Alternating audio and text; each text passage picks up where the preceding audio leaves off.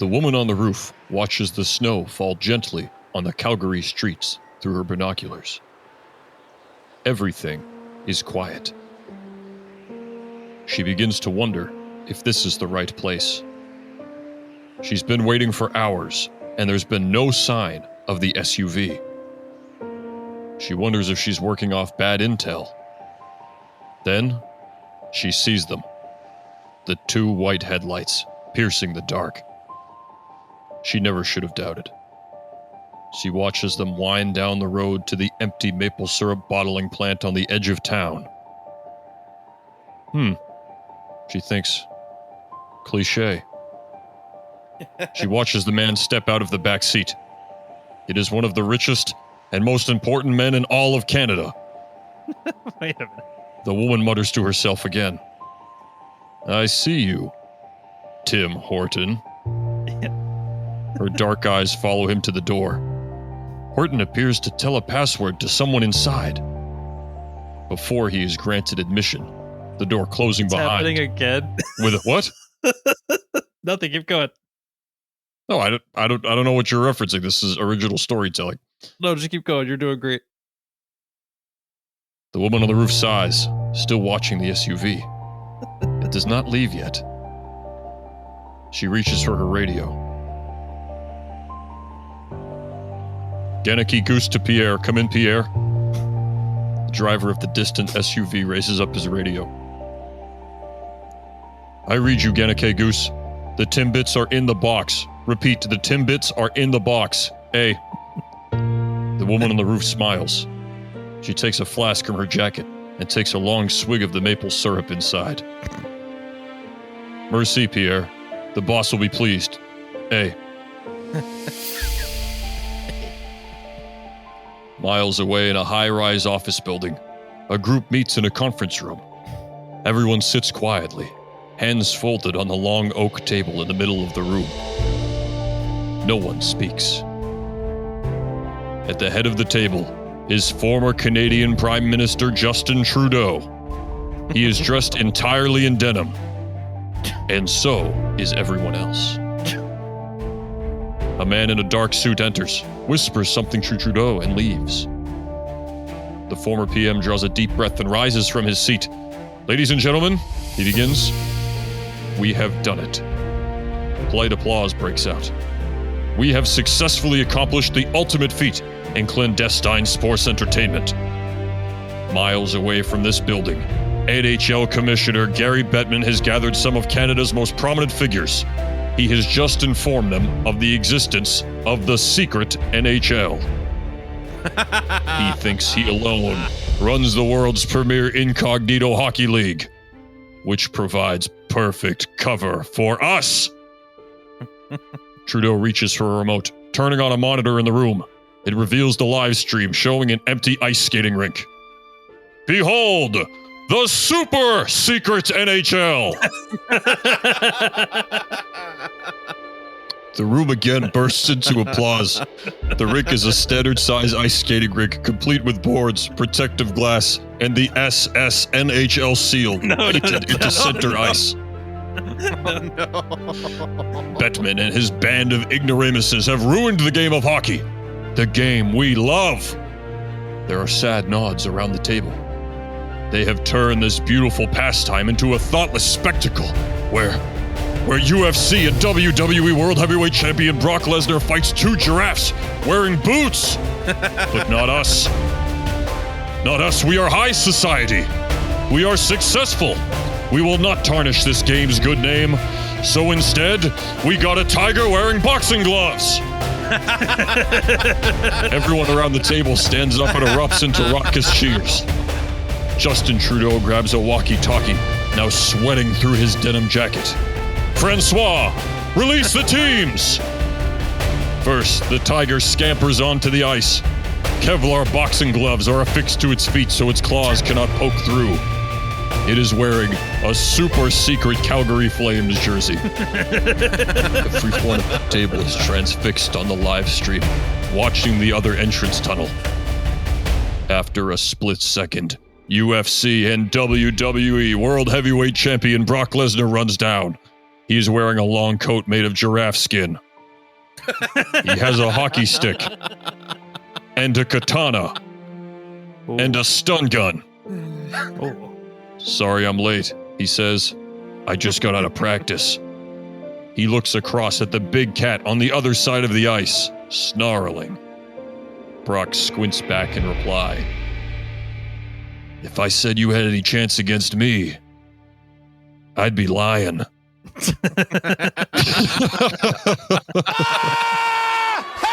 Okay. Oh yeah, baby. The real story was unfolding all along, right underneath your very nose. It's the super secret Proctagon. I'm Sean, that's Cam, that's Aaron. Fellas. This podcast is kind of super secret in a way, in that absolutely no one listens to us. When people tell us that we're bad at marketing, I just tell them, no, we're incognito. And if you know about this, you're one of the global elites. So congratulations. Boys, let's get into the question.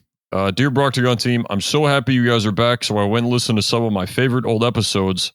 I love the setup for the Secret NHL where Brock has to fight in ice skates, but I don't think giraffes are the best opponent. I know you guys said they can fight, but they really only go one-on-one with other giraffes. So what about a tiger? It can still bite, but it has to wear boxing gloves, which I think will really mess up its traction. Brock gets a hockey stick and a sword and IDK, maybe some third thing.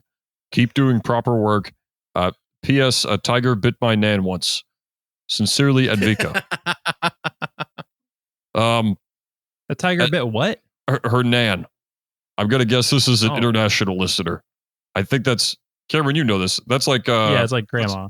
That's like British slang for grandma, right? Yeah, or Indian slang for a type of bread. I'm going to guess it was the... either way, I guess, would be noteworthy. I mean... I think they call it naan in India. So, no, maybe I said it wrong. A tiger bit my naan once. You know what, Advika? I really hope it was naan and not your nan. That's a great question. The first thing that comes to my mind is that tiger is screwed wearing boxing gloves on the ice. Yeah, absolutely. I have a question, Sean, as the taker of this question. Is it 2 boxing gloves or 4 boxing gloves? It's 4. So it's on all 4 palms. Oh, man. So I swear to you, the first image I had is if you've ever seen a cat get scared when it's on linoleum and it's like, and is like running as hard as it can, but it can't go anywhere because there's nothing to grasp. Like it could get going eventually, but I think that like fast twitch lunging thing that tigers can do, that's completely out the window. Aaron, the next time you go to any major city zoo, you need to see if you can get in contact with the people who run the big cat exhibit and ask them if they can just slip them a 20 and hand them some boxing gloves. Yeah. And I think you know what to do with these. It's like, thanks. Just throws away the boxing gloves. I've been waiting for these. Puts them on and starts punching the tiger. You bit my nan, you son of a... He takes the 20 and just starts beating the daylights out of me. Wasn't that a thing like Mike Tyson tried to make the zookeeper let him in the... Was it gorilla? He offered them $10,000 to let him in and beat up a gorilla. That's and the insane. Zookeeper had to be like, Mike Tyson, you will die if you do that. No, I have seen a tiger at the zoo in the last year or so. It was one of those drive-through zoos. You know what I mean? No. Have you you went ever, to a drive-through zoo with a tiger? Yeah. Was a tiger loose in your neighborhood? Like, are you sure this was a planned event? This is just a cookout. I went to the drive-through zoo and you go through the part where all the lights appear around your car and all the soap falls on it. Yeah. It was amazing. Someone comes and changes your oil. I love the zoo.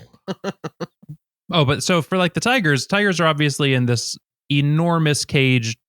Tigers make you evolutionarily afraid. Yes. Yeah. That is baked into our DNA. I don't think the tiger would be able to run on the ice. No. I think Brock could stab it with a katana. He could keep his distance with a hockey stick, and like as a last ditch effort, he could stun gun it. A tiger does not know what it's like to be electrocuted. Like nothing in nature does that, except for lightning, and then the tiger would just die. How do you think an NHL team would do if they replaced one of their players with a tiger with boxing gloves. Not ice skates, boxing gloves. Are we going to say, is the tiger beholden to the rules of the NHL? No. It's not beholden to the rules? What is this? Going to get called for offsides? Like, yeah, well, that's what I'm concerned about. You'd have a really hard time maintaining your own zone. Plus, like hockey, like they're allowed to get in fights. You know what I mean? Like, okay. Like the Tigers mauling the opponent, and the ref's just like, we'll just let him figure it out. Like, so that's my next question, and this decides everything. Does the Tiger understand it's on a team, or will it just attack anyone else that's on the ice? It will attack people in different color jerseys. Okay, if that is the case, that team does not lose one game. They are remembered as the greatest team in history. How about this? I'm trying to figure it out. There has to be some way for it to go into the penalty box. Do you know what I mean? Yes. They hang at the top like just a leg of lamb. Like the opposing coach is allowed to throw raw meat in the penalty box the entire game. Yes, I think that's that's a good counter. All right, so here's the rule. We'll say the coach has, a hockey game's 1 hour of real life minutes. I'm going to say the coach has 30 legs of lamb that you can throw in the penalty box. But if the Tiger gets full, then it can just keep attacking people. Yeah, I think they wouldn't sweep the season because they're basically in a power play. It's what is it, 5-on-4 or whatever, 6-on-5? Yeah, but when you factor how many skaters a Tiger is going to take out, I feel like it will go the other direction. But 30 legs, if you can throw meat out there, then the Tiger will be satiated. You got to be sparing about it. Ooh, wait, do tigers hibernate? They don't, right? No. They don't hunt all the time. What's that, just common knowledge? Everyone just knows tiger hunting patterns? Okay. When Katie and I went to an aquarium recently, there's these enormous exhibits that have all sorts of fish in there. There's like sea turtles and just little guys, but they also have sharks. And so Katie asked the zookeeper, so why doesn't the shark eat all the fish? You know? And the shark heard that and was like, wait a minute. And then just massacred. The zookeeper was like, you should have said that. You should have said that. What have you done? No, and the answer was they just keep him full all the time. They give him food. Sharks only eat a couple times in the wild a week, so they just keep him full. He's not trying to eat all the little guys around him. Wait, is that true? They only eat a couple times a week? So, but I'm sure that the tiger, if you can throw out a leg of lamb, I don't think he's going to go after the players, and I think that you're at a disadvantage for the rest of the game. Yeah. All right. So, like, what if the opposing player just has like one of those little like sticks with the jingle bells on them? You know what I mean? Okay. All right. I grant you this. I'll give you the coach has 30 legs of lamb and the opposing goalie gets a laser pointer. So he can try to distract. Yeah, I think they do worse than a normal team. Oh, no, but okay. Think of it this way, though. His team can just keep him hungry because they're in control of his feeding schedule. Sure. Ooh. Oh. He's going to be ravenous after the All-Star break. I would not want to play that team. It's 82 games in the regular season of the NHL, and there can be ties in the NHL. Let's just skip the tie. We'll just assume there's win-loss. What is the team's record? We have to imagine it's a team that otherwise would go 41-41. All right, hold on. I'm going to pull up NHL standings too. Are you going to find the team who's the most average NHL team? All right, so okay, the New York Islanders went 35-35 with 12 ties. So yeah, we have the Islanders minus a player plus a tiger with boxing gloves. and I also want to put in that the coach can't just pull him if he doesn't think that his team's doing well. Like, you have a tiger, he has to be out there. Does he have to play all 60 minutes or is he on a shift like the other players are? He has to play starter minutes. Okay. All right, that's fair. So he's on your first line and he has to play starter minutes. Can you imagine? Just like, what do you call it? Like the thing, like the tip off where like they drop the puck and the tiger just lunges at the dude. He just lunges at the ref. Yeah, exactly. Yeah. Hold on, I found the theme song. Can you hear that? Yeah. Pierre Partois, University of Michigan. Jungles of Bangladesh.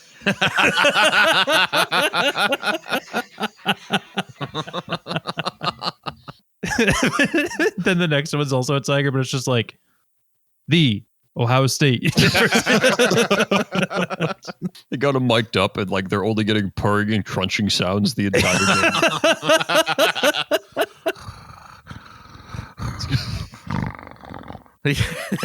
That's really good, Cameron. That was freakishly good.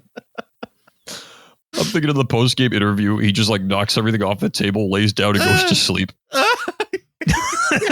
Yeah. Team's coming out like rubbing his belly. Good job.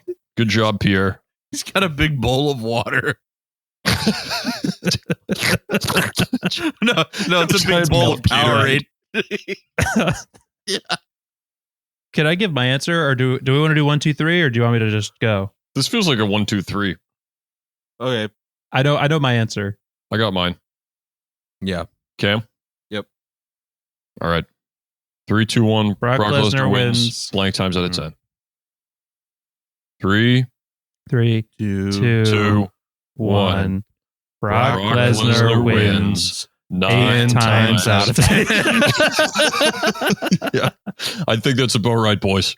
You gave him too much weapons. It was a stun gun, a katana, And a hockey stick. a hockey stick. Yeah. Honestly, I don't think the hockey stick is that useful. I just think it's funny that he has one. He is going to be able to outmaneuver the tiger so easily on skates. And the tiger is going to be like, your tiger is going to be like your house cat on the kitchen floor. He's going to be thrashing. Yeah. Yeah. Like, I'm not saying it couldn't get around and like he gets 9 because it's still a tiger with teeth. Yeah. If I think the tiger can't really move, but I do think it's possible for the tiger to get on top of Brock. And if Brock's pinned, it's over. Oh, absolutely. Yeah. But I think most of the time Brock just spins laps around him, you know? Yeah. There's also nothing that a tiger is going to see in nature that can move like a person on ice skates. Also, if this is like your standard Bengal tiger and not a white tiger, it doesn't know about ice. Like it would never encounter that in nature Right, ever. yeah. It's going to have no concept of how to move. I don't know what else to say. Like I don't think the tiger would be able to get hands on him.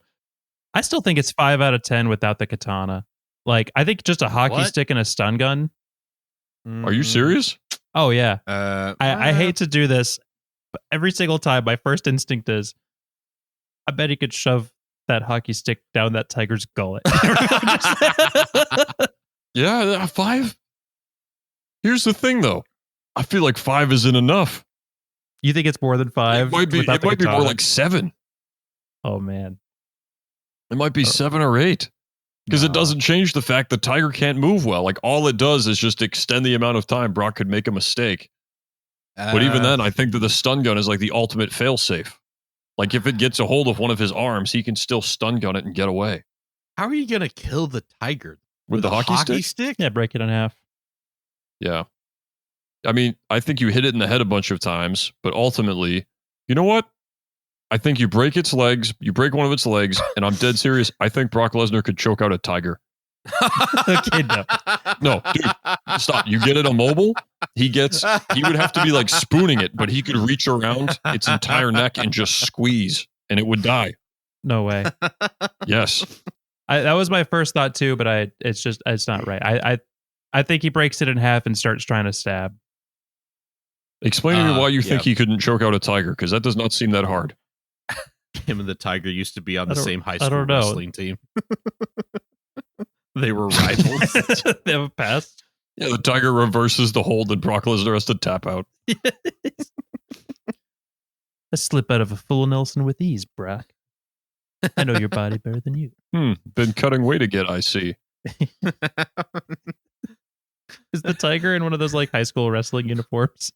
Actually, yes, and it's wearing headgear, so Yes. Brock can't hurt its. Yeah, But like, although if it's custom for the little kitty cat ears. If the tiger has to wear a mouth guard, though, Brock wins 10 times out of 10. Yeah. Period. Or you know what? The other thing he could do is he could take the stick and then use that to choke the tiger. So all he would be doing is pulling back on the stick. We lost a lot of good men trying to put the mouth guard in that tiger. But hey, we won state. Okay, yeah, that's the last question. How far does this tiger wearing boxing gloves, wearing the high school leotard and headgear and the mouthpiece, how far does he make it in the National High School Wrestling Federation? Endlessly. It's the champion and it's not close. Yeah. There's probably some 300-pound high school kid out there that could try, but it's still a tiger. And what's more, after that, the tiger goes to college, gets his degree in economics, and then becomes like a ruthless Wall Street broker. The tiger's got some poor kid pinned to the mat, and he's like, I'm going to take your scholarship, David. I'm going to go to MIT, David. You thought you were going to the prom with Hannah? She's going with me, David. Yeah, it's another great episode of The Broctagon. I'm Sean. That's Cam. That's Aaron. Thank you so much for joining us. And be sure to join us next week. Oh, this is so cool. This is really nice. The Philadelphia Fanatic is coming on the show. Wow. He's here promoting his new book, Titan of the Potomac, General George C. McClellan and the Union's Tactical Advancement at All Costs. We'll see you next time.